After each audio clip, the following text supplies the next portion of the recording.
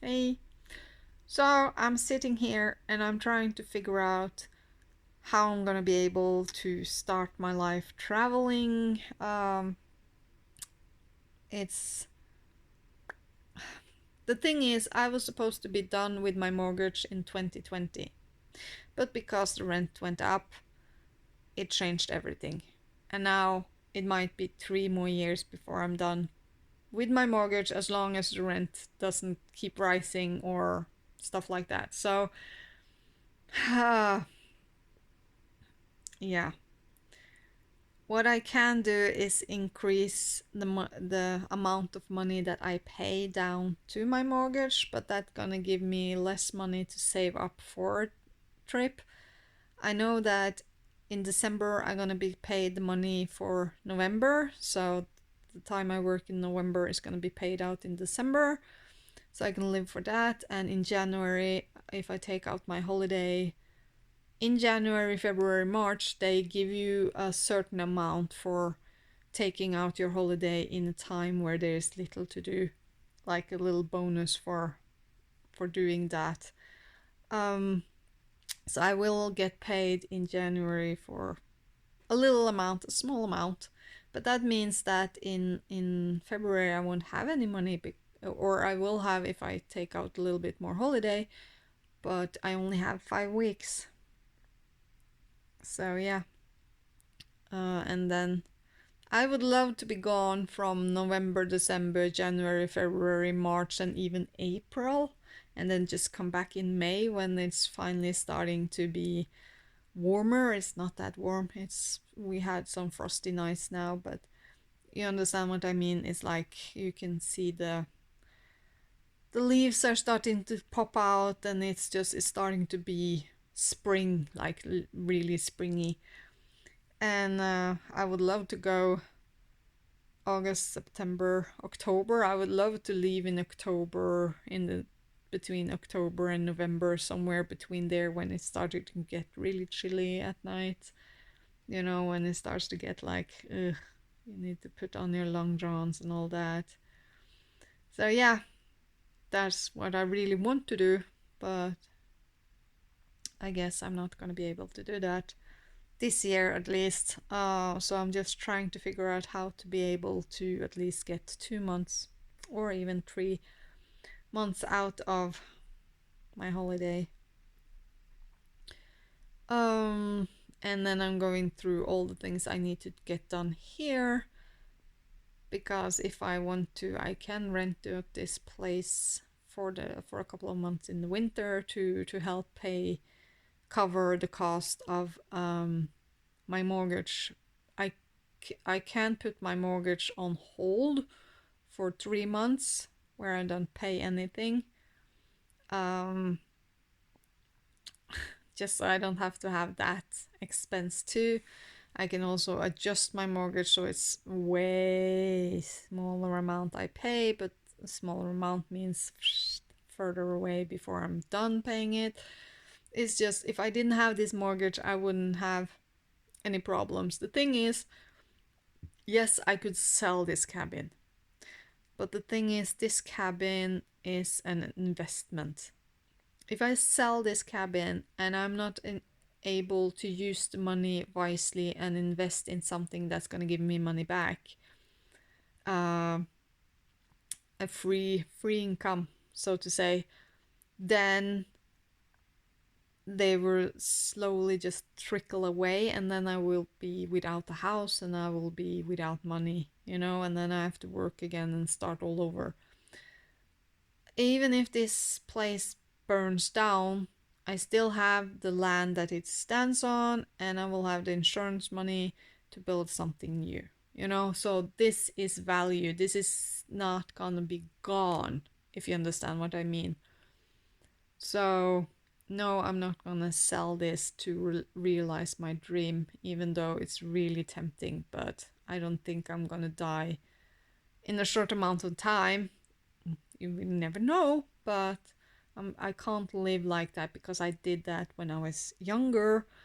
When I was in my early 20s, I went to Thailand for 2 years and I lived there.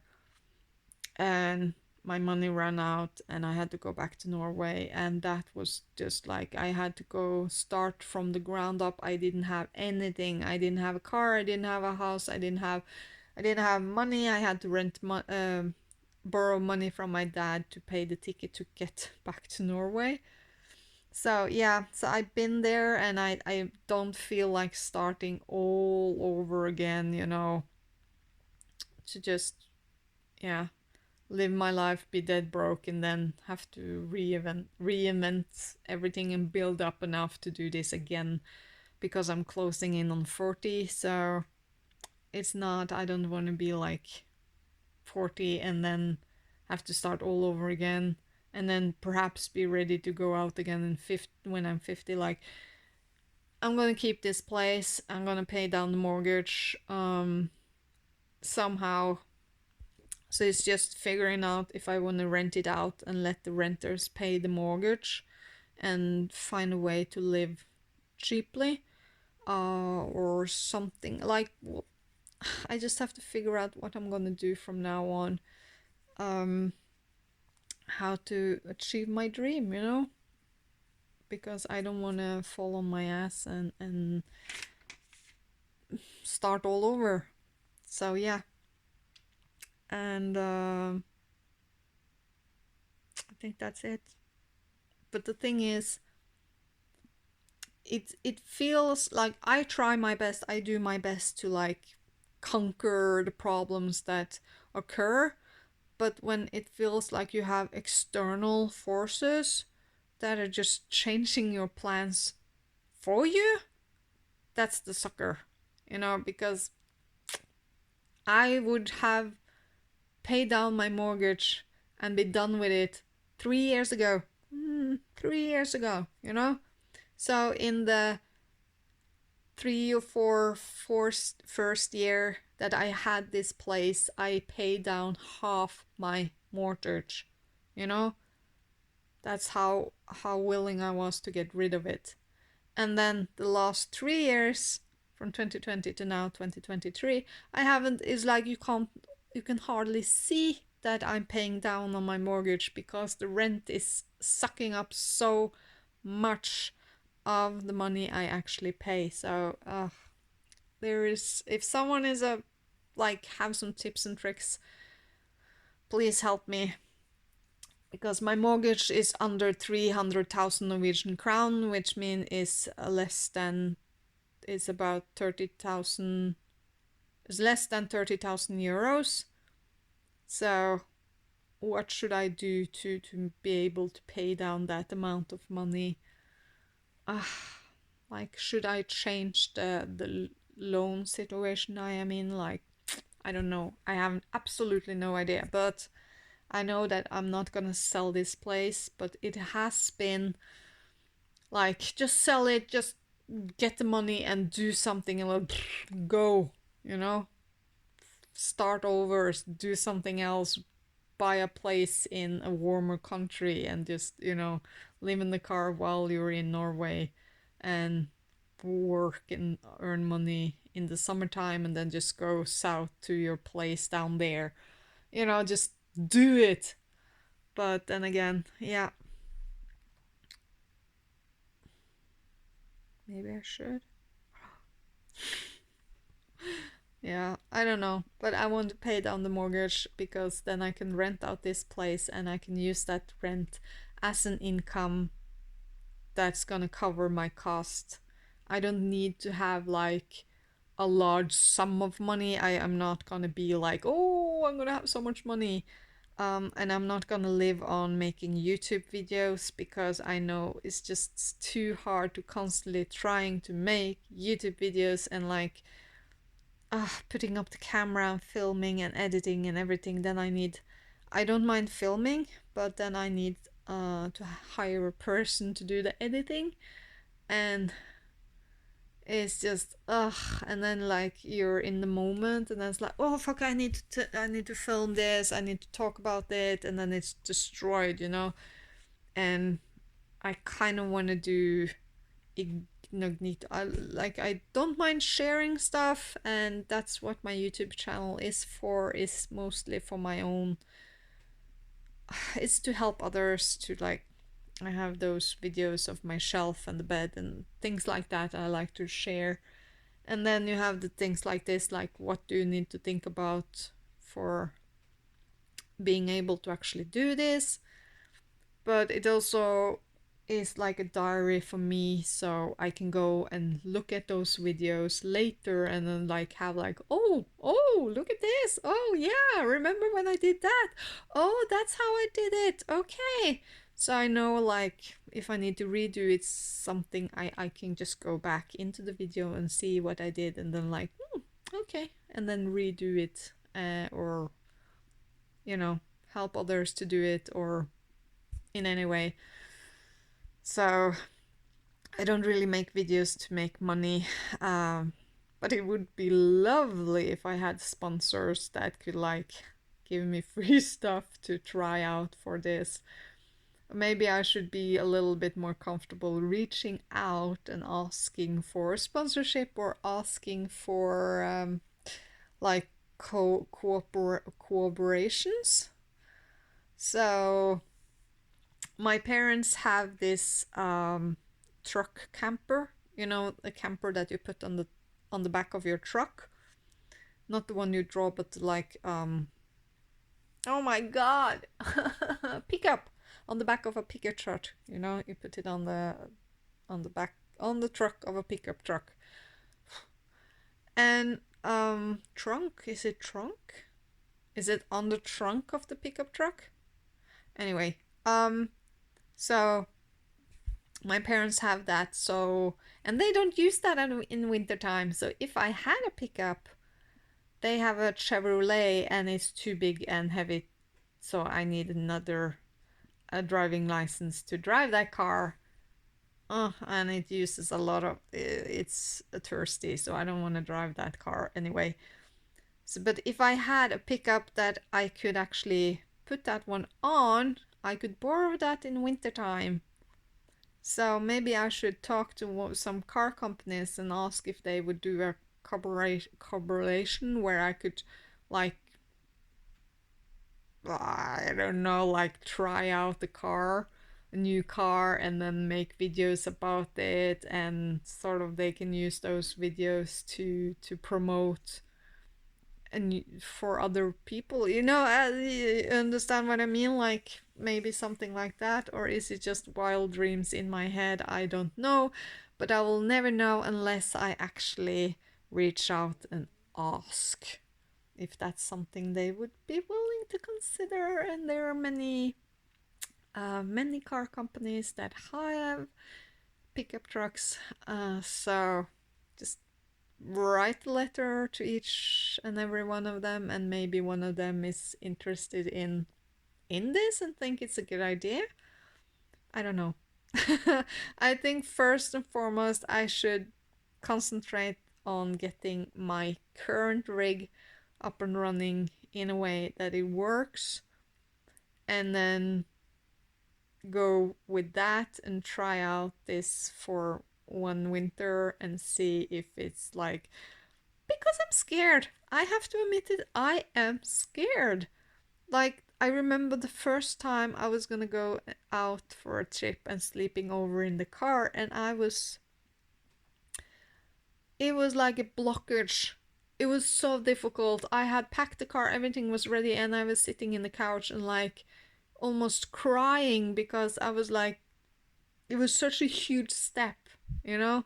And going down in Europe is going to be another huge step because you're going to be alone and there things can happen, and like my anxiety is like going through the roof, if you know what I mean. Um Hopefully, I think there's going to be a meeting next weekend where I'm going to meet others that actually do travel from my country, so we can talk about the traveling thing, we can talk about their vans and living in vans and stuff like that, because there are actually people in Norway that live in their van.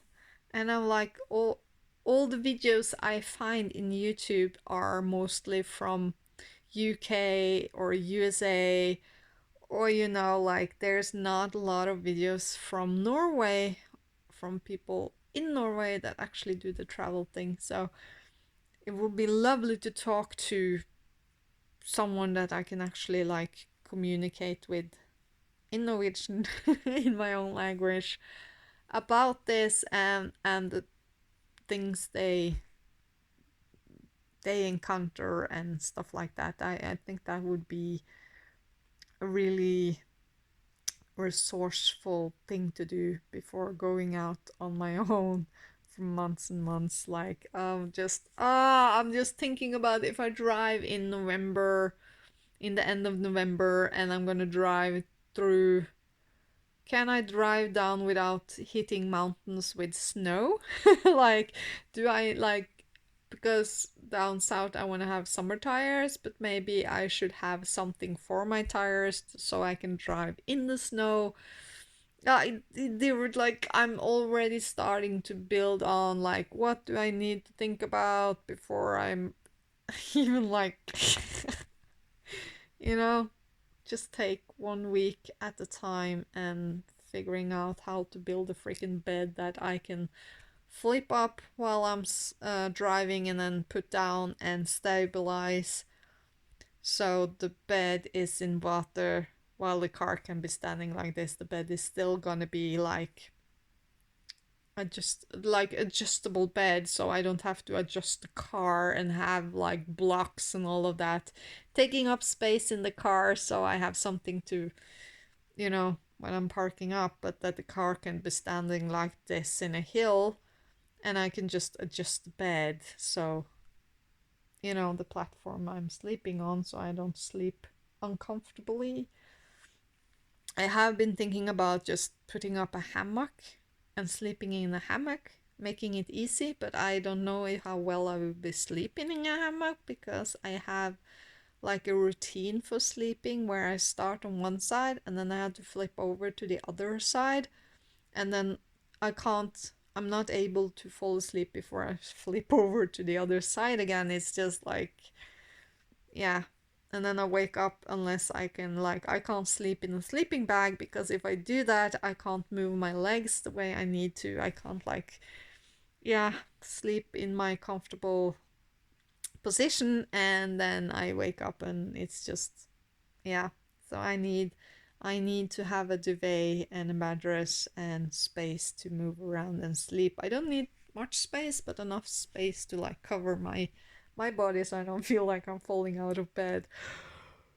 I don't know if you've seen my other videos, but I got a new mattress and I cut it shorter so it's gonna fit in the back so it's fitting in the back of the car, but it's taking the whole freaking length of the floor length of the car. So I might have to chop down one side and see if I can shorten it in like 10-20 centimeters on one side, so it's only, I don't know if it's 1 meter or if it's 90. Is it 90 or 1 meter wide? Maybe I need to chop it down to 80 centimeters wide. I think that's gonna fit me without problems. Because that's one of the things I found out while traveling last summer, was that even if I put the sofa mode out in bed mode, in the double bed mode, I was still just sleeping on this little piece of the bed. I wasn't using the whole bed. I didn't need the whole bed. I just needed like 60 to 70 centimeters width to sleep. So yeah. And also by folding the bed up, I can use like where the windows are supposed, there are no windows there, but where the dent is in the car for where the windows are supposed to be, I can have the pillow and duvet on the bed, and then when I flip it up, they are sort of being pressed into those cavities and gone. I don't need to like make the bed and have space for my duvet or my pillow and stuff like that. I just flip the bed up and it's gone, and then I flip it down and adjust it a little bit and I can go to bed, easy peasy. I need that. And then flip it out of the way, and I'm gonna have all the floor space so I can sit on the floor and do stuff without like hitting my head in the ceiling because my car is tiny, tiny, tiny. And I'm rambling on, so I think if you've been watching this for 20 minutes, then congratulations. And please, please, please, I love seeing comments.